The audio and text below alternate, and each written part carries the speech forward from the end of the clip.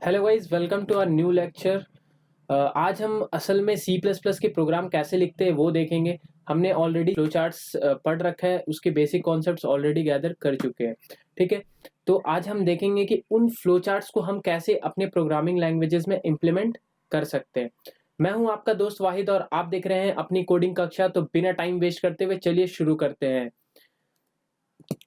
Guys, हमने flow charts पढ़ा, उनका बेसिक्स कॉन्सेप्ट्स गैदर किया, वो बहुत ही ज़्यादा इंपॉर्टेंट रोल प्ले करता है। अगर हम फ्लो चार्ट्स बनाना सीख गए तो हमारा पहला काम ऑलरेडी कंप्लीट हो चुका है। अब हमें उस फ्लो चार्ट्स को अपने प्रोग्रामिंग लैंग्वेज में इम्प्लीमेंट करना आना चाहिए। तो उसके लिए हमको सर्टेन रूल्स या फिर प्रोग्रामिंग लैंग्वेज में उसे हम सिंटेक्स कहते हैं, वो हमें जानना बहुत ही ज़्यादा ज़रूरी होता है। अब आप कोई भी लैंग्वेज में उस फ्लो चार्ट्स को इम्प्लीमेंट कर रहे हो, सबका अपना अपना एक सिंटेक्स होता है। अगर आप उन सिंटेक्स को फॉलो करते हो तो उस प्रोग्रामिंग लैंग्वेज को आप समझा पाते हो कि आप वहां पर क्या लिख रहे हो। तो चलिए हम देखते हैं कि हम सी प्लस प्लस के कुछ सिंटेक्स को देखते हैं और हम कैसे प्रोग्राम को इम्प्लीमेंट कर सकते हैं वो भी देखते हैं। तो सबसे पहले हम ये समझते हैं कि एक प्रोग्रामिंग लैंग्वेज कंप्यूटर से कैसे कम्युनिकेट करता है, ये जानना बहुत ही ज़्यादा इंपॉर्टेंट है। अगर हमें ये नहीं समझ में आएगा कि हम प्रोग्रामिंग लैंग्वेज को कंप्यूटर से कैसे कम्युनिकेट करा रहे हैं, तो ये सब आगे का एडवांस प्रोग्रामिंग पढ़ना इट्स यूजलेस। ठीक है, तो चलिए हम शुरू करते हैं। गाइस देखिए, सपोज हम एक दो नंबर को ऐड करना है हमें, सो हम क्या लिखेंगे। सपोज ए का वैल्यू इज 10, बी का value is 20, C is equals to A plus B. ठीक है, हम कोड कुछ इस तरीके से लिख रहे होंगे। ये क्या है? It's quite similar to an English language, हम क्या लिख रहे हैं? कोड किस में लिख रहे हैं? हम एक इंग्लिश लैंग्वेज में लिख रहे हैं। अब कंप्यूटर को ये समझ में नहीं आता है कि ये ए क्या है, 10 क्या है, 20 क्या है, सी क्या है। ये कंप्यूटर नहीं समझ सकता है। ठीक है, तो कंप्यूटर सिर्फ क्या समझ सकता है? बाइनरी समझ सकता है। ठीक है, वो एज अ बिट समझ सकता है कि या तो फिर वो जीरो समझेगा या फिर वन के टर्म्स में उसे समझ में आएगा। उसे इंग्लिश लैंग्वेज कुछ भी समझ नहीं आता है। तो यहां पर एक कंप्यूटर है,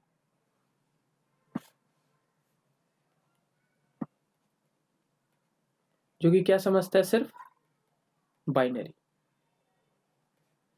और बाइनरी कुछ इस तरीके से 1 1 0 1 0 1 0 0 0 1, कुछ इस तरीके से। ठीक है, binary comprises of zeros and ones, zero और वन में ही एग्जिस्ट करता है। क्लियर है?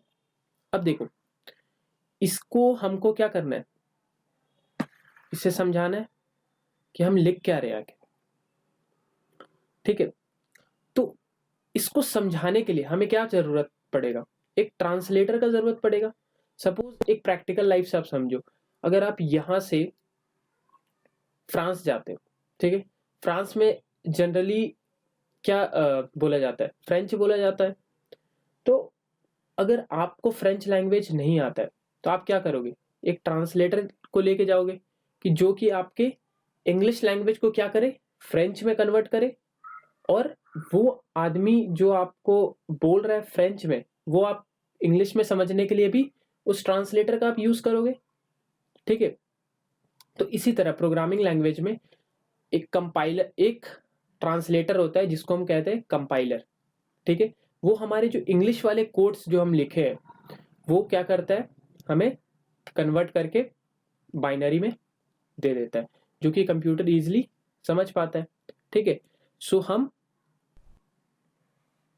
क्या यूज कर रहे होंगे? एक ट्रांसलेटर, जिसको हम क्या कहते हैं? कंपाइलर। ठीक है, सो ये कोड को ये कंपाइलर क्या करता है? कन्वर्ट कर देता है किसमें? बाइनरी में। ठीक है, तो फिर ये कंप्यूटर को समझ में आ जाता है कि हम क्या लिख रहे हैं। क्लियर है? अब देखो, यहां पर हम कुछ कोड लिख रहे होंगे। सपोज हमने कुछ भी कोड लिखा, ये ट्रांसलेटर जो कि हम कंपाइलर कह रहे हैं, ये कंपाइलर इसको क्या करेगा, बाइनरी में कन्वर्ट कर देता है और एक क्या करता है, फाइल बना देता है जो कि बाइनरी फाइल कहते हैं, ठीक। और जो हम यहाँ पर कोड लिख रहे होते हैं, जो भी हम इंग्लिश में कोड लिख रहे होते हैं, उसे हम कहते हैं सोर्स कोड। क्लियर है? ये क्या होता है, बाइनरी कोड में कन्वर्ट हो जाता है और एक बाइनरी फाइल बन जाता है, जिसको हम रन करते हैं तब हमें आउटपुट देखने को स्क्रीन पर मिलता है। क्लियर है? सो ऐसा काम होता है, ठीक है। I hope you are much clear now. अब ये कंपाइलर करता क्या है, कंपाइलर का काम होता है कि वो पूरे कोड को, जो भी हम इंग्लिश में सोर्स कोड लिख रहे हैं, उसे वो एट वन को कंपाइल करता है। कंपाइल मतलब कि वो एरर को चेक करता है whether your program is error free और नॉट। अगर आपका प्रोग्राम एरर फ्री नहीं होगा तो वो कुछ एरर लाएगा, जिसको हम कहते हैं कंपाइल टाइम एरर, ठीक है। कंपाइल टाइम एरर में जैसे आपका कुछ सिंटेक्स एरर हो गया, सिंटेक्स होता है प्रोग्रामिंग लैंग्वेज में अ सेट ऑफ रूल्स, ठीक है, जो कि आपको फॉलो करना पड़ता है कोई भी कमांड लिखने से पहले। तो अगर आपका कुछ सिंटेक्स में एरर आ गया तो कुछ कंपाइल टाइम एरर आ जाएगा और आपका प्रोग्राम रन नहीं होगा। एक एरर होता है रन टाइम एरर, ठीक है। अब ये रन टाइम एरर क्या होता है, रन टाइम एरर ये होता है, वो सिंटेक्स में कोई भी एरर नहीं आएगा। अगर सिंटेक्स में एरर आए तो वो कंपाइल टाइम एरर हो जाएगा, बट अगर कुछ लॉजिक में एरर आ गया, जैसे अगर आप दो नंबर को ऐड कर रहे थे तो आप क्या लिख रहे होते, ए प्लस बी, आपने दो वेरिएबल लिया था, उन दोनों को ऐड करना था। ए में सपोज हमने रखा है 2 एंड बी में हमने रखा है 4। सो आपका रिजल्ट क्या आना चाहिए इसके अकॉर्डिंग, 2 + 4 दैट इज 6 आना चाहिए था। बट आपने क्या कर दिया, ए मल्टीप्लाई बाई बी कर दिया, तो कंपाइलर को ये एरर नहीं लगेगा। कंपाइलर को क्या पता है कि आप ऐड करने जा रहे हो, कंपाइलर तो बस सिंटेक्स चेक कर रहे हैं कि आप सही लिख रहे हो या फिर गलत लिख रहे हो। तो दो नंबर को हम ऐड भी कर सकते हैं, दो नंबर को मल्टीप्लाई भी कर सकते हैं। आपने तो ऐड करने के लिए लॉजिक लिखा था, बट गलती से आपने क्या किया, ए प्लस बी के जगह आपने ए इंटू बी वाले पार्ट लिख दिया, तो आउटपुट क्या आ जाएगा, 4 2 ज़ा 8।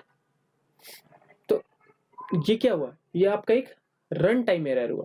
मतलब after the compilation of code, आपका कोड पूरा सक्सेसफुली कंपाइल हो गया, उसके बाद जब वो आउटपुट आया तो वहां पर आपका एरर आ गया। आपका आउटपुट आना चाहिए 6 बट आपका आउटपुट आ गया 8।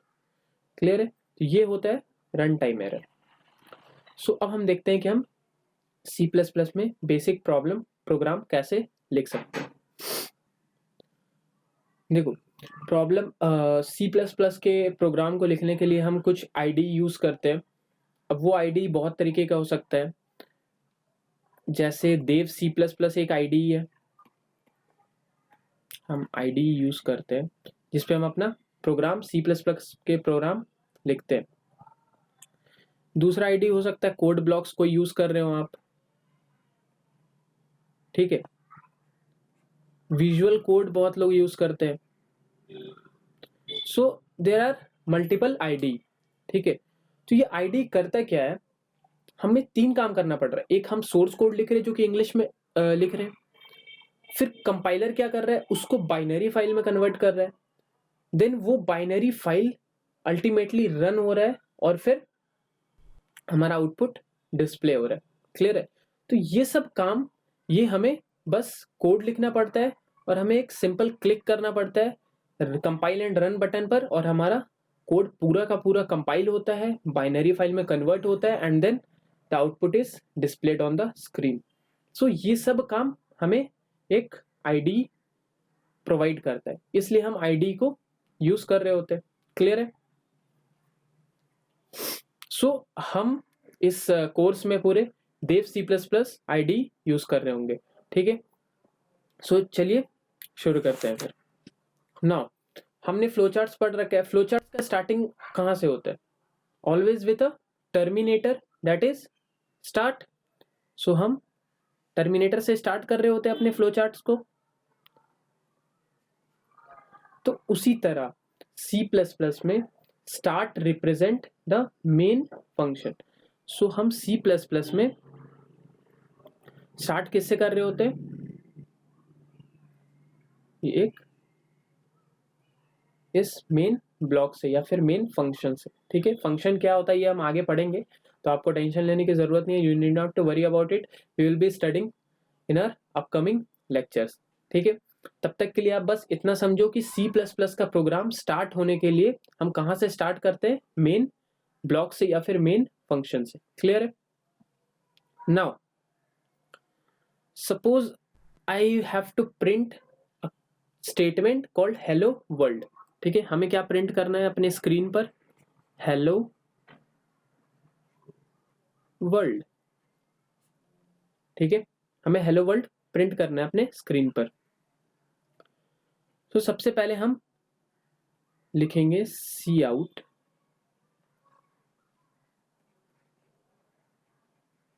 हेलो वर्ल्ड, ठीक है। अब हम सी आउट क्यों लिख रहे हैं? सी आउट का काम क्या है? What is the use of C out statement? So C out is a statement, ठीक है। सी आउट क्या एक स्टेटमेंट है जो कि हमें कुछ भी चीज को प्रिंट करने में हेल्प करता है। If you are printing anything on the screen then we will be using the C out statement. Clear है? सो जैसे हम ये पार्ट लेके सी आउट वाले पार्ट, ये हमारे इस आउटपुट स्क्रीन पर क्या डिस्प्ले कर देगा? Hello world. क्लियर है? नाउ अब होगा क्या, चलो हम इसको रन करके देखते हैं अपने आईडी पर, अपने देव C++ कंपाइलर पे रन करके इसको चेक करते हैं कि आखिर होता क्या है। So let's run on the C++। So now let's run on the C++ compiler. So हम लिखेंगे int main C out hello world. Clear? हमने हेलो वर्ल्ड प्रिंट करवा दिया। अब देखते हैं इसको कंपाइल करके कि क्या जो हमने कोड लिखा है वो सक्सेसफुली कंपाइल हो रहा है कि नहीं हो रहा है। सो हम यहां पर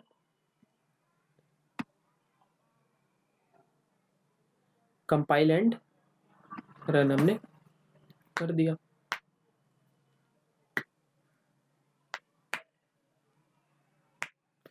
हाँ, अब हमें कोई भी अपने फाइल को, जो हमने बताया ना आपको, जो सोर्स कोड था, अब ये कन्वर्ट हो चुका है हमारे एक फाइल में, दैट इज बाइनरी फाइल में वो कन्वर्ट हो गया। तो उसका हमें कुछ नाम देना पड़ेगा, ठीक है।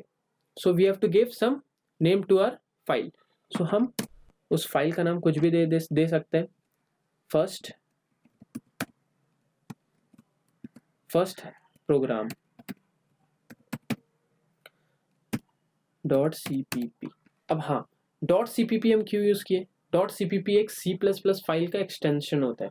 जैसे वर्ड फाइल का docx होता है, पावर पॉइंट का .ppt होता है, ठीक है, पीडीएफ फाइल का .pdf होता है। उसी तरह हम C++ के जो फाइल होते हैं उसका एक्सटेंशन होता है, दैट इज .cpp। ओके, सो हमने उस एक्सटेंशन से अपने प्रोग्राम को सेव कर दिया। अब देखिए यहाँ क्या एरर आ गया। क्या एरर है भाई? Cout was not declared in this scope। मतलब ये जो स्कोप है, ये जो स्कोप है, ये जो स्कोप है, मतलब ये जो ब्रेसेस था, इसको हम ब्रेसेस कहते हैं, ठीक है। ये जो ब्रैकेट हमने दिया है इसको हम C++ में, ये जो ब्रैकेट हमने दिया है इसको हम C++ में क्या कहते हैं? ब्रेसेस। क्लियर है? सो ये एरर आ गया। अब हम ये एरर को कैसे रिजॉल्व करेंगे? ये बोलना ये चाह रहा है C out was not declared in the scope means कि सी आउट को ये कंपाइलर समझ नहीं पा रहा है कि ये सी आउट है क्या। ठीक है, ये सी आउट है क्या, व्हाट इज सी आउट, ये समझ नहीं पा रहा है। तो इस एरर को रिजॉल्व करने के लिए हमें एक फाइल को इंक्लूड करना पड़ा। ये जो सी आउट वाला पार्ट है ये उस फाइल के अंदर डिफाइन है, क्लियर है, उस फाइल के अंदर वो डिफाइन है। अगर हम उस फाइल को ही इंक्लूड नहीं करेंगे तो उसके डेटा को या फिर उसके अंदर जो चीज डिफाइन है उसको हम कैसे यूज कर सकते हैं। सो इसलिए हम एक फाइल का यूज कर रहे होंगे जिसको हम कहते हैं हेडर फाइल। क्या कहते हैं हम, हेडर फाइल। वो हेडर फाइल का नाम क्या है, आईओ स्ट्रीम। ठीक है, सो हम उसको हम इंक्लूड कर लेते हैं अपने प्रोग्राम में, hash include IO stream. Clear है। Now next is we will be using a namespace. एक स्टैंडर्ड नेम स्पेस यूज कर रहे होंगे हम क्या यूज कर रहे होंगे, एक स्टैंडर्ड नेम स्पेस यूज कर रहे होंगे। अब ये नेम स्पेस क्या है, आईओ स्ट्रीम तो हमें समझ में आ गया कि ये क्या है, एक फाइल है। ठीक है, अभी तक तो आप ये समझो कि आईओ स्ट्रीम एक फाइल है जिसके अंदर सी आउट और भी कुछ चीज डिफाइन किया गया। नो नेम स्पेस क्या है, सी प्लस प्लस में हम बहुत सारे नेम स्पेस बना सकते हैं। सपोज सी आउट यहाँ पर भी है, सी आउट यहाँ पर भी है, इस नेम स्पेस का नाम सपोज स्टैंडर्ड है, इस नेम का सपोज कुछ और नेम है। ठीक है, सपोज एक्स वाई जेड कुछ नेम स्पेस। ठीक है, तो ये उतना इंपॉर्टेंट नहीं है आपको जानना। ठीक है, बट फिर भी आप समझ लो कि एक नेम स्पेस बहुत सारा हम बना सकते हैं सी प्लस प्लस में जिसमें स्टैंडर्ड नाम का नेम स्पेस हम यूज कर रहे होंगे। क्लियर है। अब देखो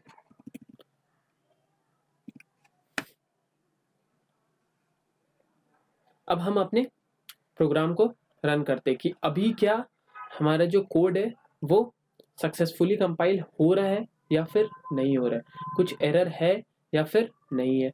so let's compile and run. अब देखते हैं हम आउटपुट आ रहा है कि नहीं आ रहा है। So our code has successfully compiled. आप देख सकते हैं यहाँ पर हेलो वर्ल्ड प्रिंट हो रहा है। क्लियर है। सो अभी तक आपको क्लियर होगा कि हम basic C plus plus program कैसे लिख रहे हैं, और भी हम क्वेश्चंस करेंगे अभी। ठीक है, तो आपको और ज्यादा क्लियर हो जाएगा। अब देखो ना, अब हम नेक्स्ट प्रोग्राम करते हैं टू ऐड टू नंबर्स। हम दो नंबर को ऐड कैसे करते हैं वो सीखते हैं। हम दो नंबर को ऐड करें, सबसे पहले हम क्या करते हैं, अपना फ्लो चार्ट बनाते हैं। तो चलो हम अपने एक बार देखिए, हम हर प्रोग्राम में फ्लो चार्ट नहीं बना रहे होंगे क्योंकि हमने फ्लो चार्ट्स ऑलरेडी पढ़ रखा है। अगर आपने अभी तक उस वीडियो को नहीं देखा है, फ्लो चार्ट्स के जो हमने मॉड्यूल्स बनाए वो नहीं देखा है, तो आप जा करके उसे देख लें, आप उनको बेसिक कॉन्सेप्ट्स उसका ज़रूर गैदर कर लें। उसके बाद फिर आप यहाँ से इस सीरीज़ को, इस सी प्लस प्लस के जो नई सीरीज़ है इसको स्टार्ट करें।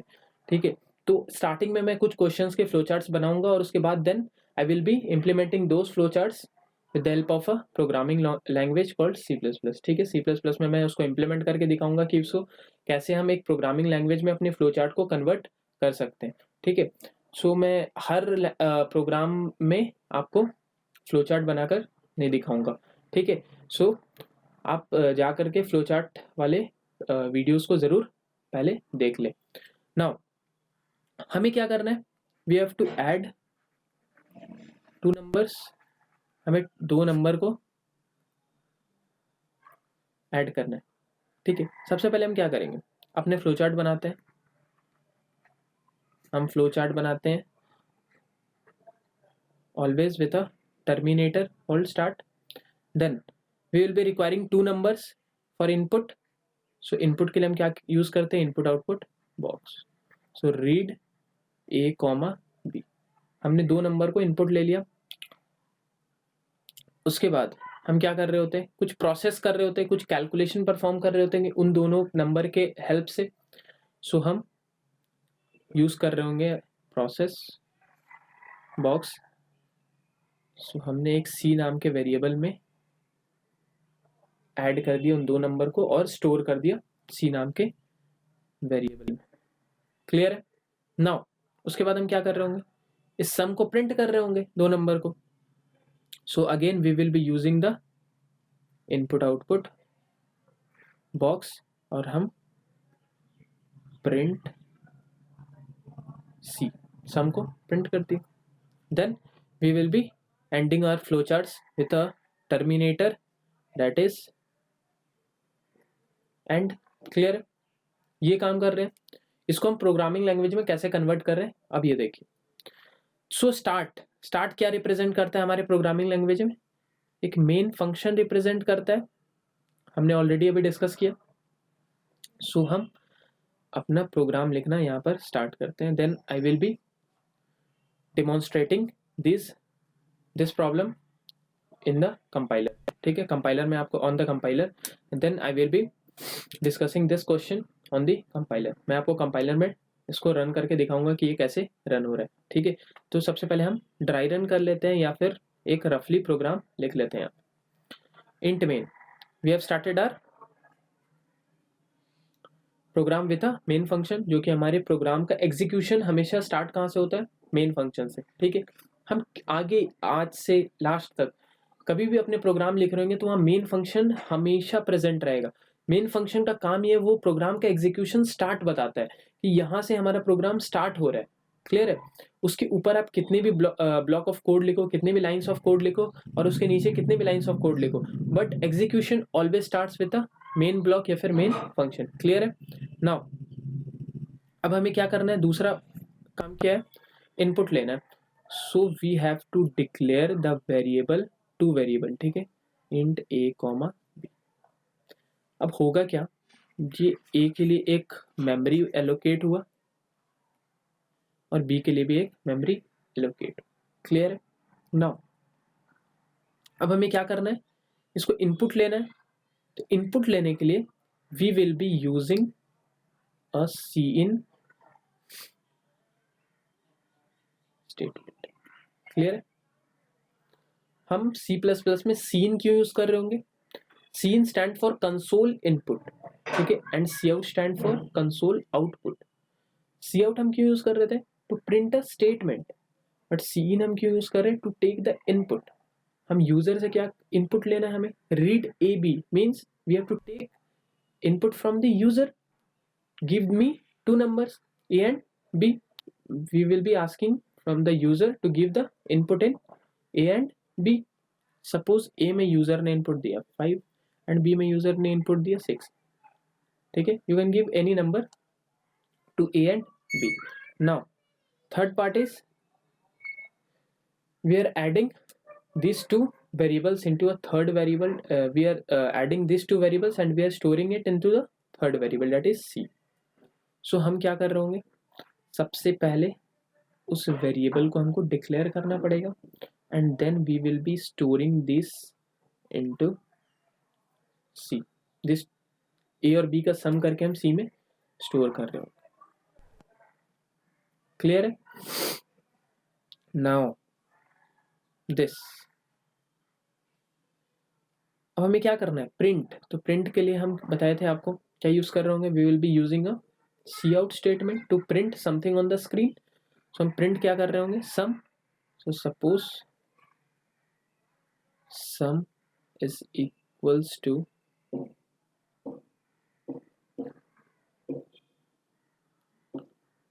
सी।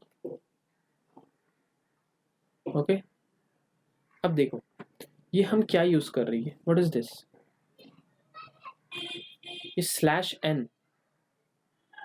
ये स्लैश एन क्या है, स्लैश एन एक स्पेशल कैरेक्टर है। क्या है, special character. What is the use of this special character slash N, slash N is used to break from the line। ठीक है, ये लाइन को ब्रेक करने में हेल्प करता है। अगर एक लाइन में कुछ स्टेटमेंट प्रिंट है, then I need to print it in the second line. If I need to print it on the second line, then then we will be using the /n, or we can also use the endl command. ठीक है, endl का भी काम वही है, दूसरे line में वो कर्सर को ले जाता है, और /n का भी काम वही है, वो कर्सर को नेक्स्ट लाइन में लेकर जाता है. क्लियर है? नाउ यहाँ हमने इन्वर्टेड कॉमा दिया था. इन्वर्टेड कॉमा के अंदर कुछ भी हम लिख रहे होते हैं एक्सेप्ट द स्पेशल कैरेक्टर्स. कुछ स्पेशल कैरेक्टर्स हम आगे भी पढ़ेंगे, वो चीज प्रिंट नहीं होता है स्क्रीन पे. Other than that whatever is written inside the inverted comma वो हमारे स्क्रीन पे directly as it is print हो रहा हो. उसमें कुछ भी कैलकुलेशन ना परफॉर्म हो रहा होगा, ना फिर कुछ भी नहीं और नहीं हो रहा होगा. ठीक है, वो directly as it is print हो रहा होगा स्क्रीन पे. Now then again we have used this operator. ठीक है, ये सी आउट के साथ ये ऑपरेटर हम यूज करते हैं, और ये हम क्या कर रहे हैं, सी क्या कर रहे हैं हम, we are printing the value, printing the value. ये हम वैल्यू प्रिंट कर रहे हैं. वहां पर हम क्या कर रहे थे इन्वर्टेड कॉमा के अंदर, जो हम लिख रहे थे, अगर हम कुछ वैल्यू भी लिख रहे हैं या फिर कुछ स्टेटमेंट लिख रहे हैं तो हम इन्वर्टेड कॉमा के अंदर प्रिंट कर रहे होंगे. क्लियर है? बट वैल्यू प्रिंट जब हम कर रहे होंगे तो इन्वर्टेड कॉमा हम यूज नहीं करेंगे. We will not be using the inverted comma in order to print a value. Clear है?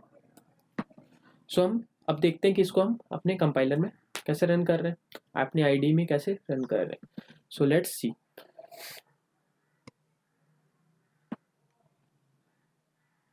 नाउ सबसे हम पहले हम क्या लिखते हैं, अपना हेडर फाइल इंक्लूड करते हैं, hash include iostream. Now next is we will be using a namespace, standard namespace we will be using. Now अब हम अपने प्रोग्राम को स्टार्ट कर रहे हैं. So int main, then we have to take input of two numbers. So first we need to declare those two variable, int a comma b. Clear है? Now next is we have to take input in these two variable a and b. So we will be using scene a b. ये हमें input लाके दे देगा ए और B में, user से input मांगेगा और दे देगा. अब हम क्या कर रहे होंगे, सम कैलकुलेट कर रहे होंगे इन वेरिएबल सी. सो ए प्लस बी. क्लियर है? देन अब क्या कर रहे होंगे, हम प्रिंट कर रहे होंगे. So to print anything on the screen we are using a C out statement. That is suppose हम ऐसे प्रिंट कर रहे हैं, sum is equals to, sum is equals to as it is screen पे print हो रहा होगा. अभी हम देखेंगे कैसे प्रिंट हो रहा होगा, आपको पूरा क्लियर हो जाएगा कि हमने अभी क्या एक्सप्लेन आपको किया. Then what we are printing, c. ये हम वैल्यूज का प्रिंट कर दिए जो कि स्टोर हुआ है ए और बी. ए और बी का जो सम हुआ वो सी में स्टोर हुआ, and then we are printing its value that is सी.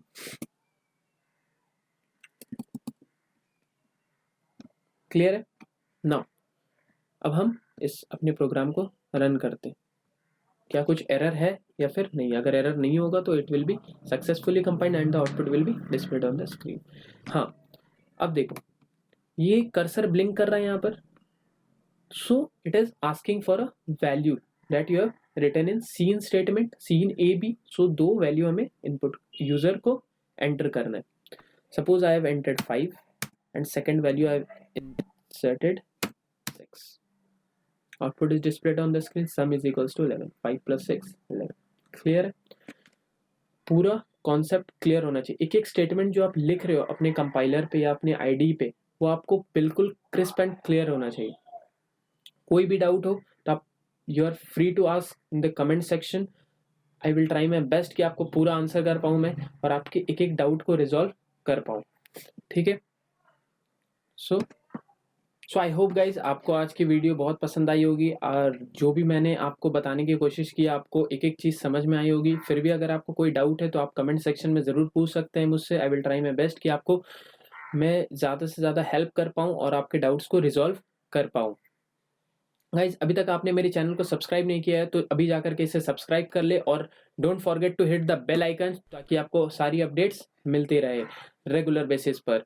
अब हम नेक्स्ट लेक्चर में कुछ और क्वेश्चंस डिस्कस करेंगे ताकि आपको इस टॉपिक पे पूरी क्लियरिटी आ जाए, बेसिक सिंटेक्स कैसे लिखा जाता है उस पे पूरी क्लियरिटी आ जाए, ताकि आप पूरे कॉन्फिडेंस के साथ पूरे एनर्जेटिक होकर आप मेरे लेक्चर्स को अटेंड कर पाए और ज़्यादा से ज़्यादा नॉलेज गेन कर पाए। तो फिर मैं मिलता हूँ आपसे नेक्स्ट वीडियो में, तब तक bye bye, take care, thanks for watching.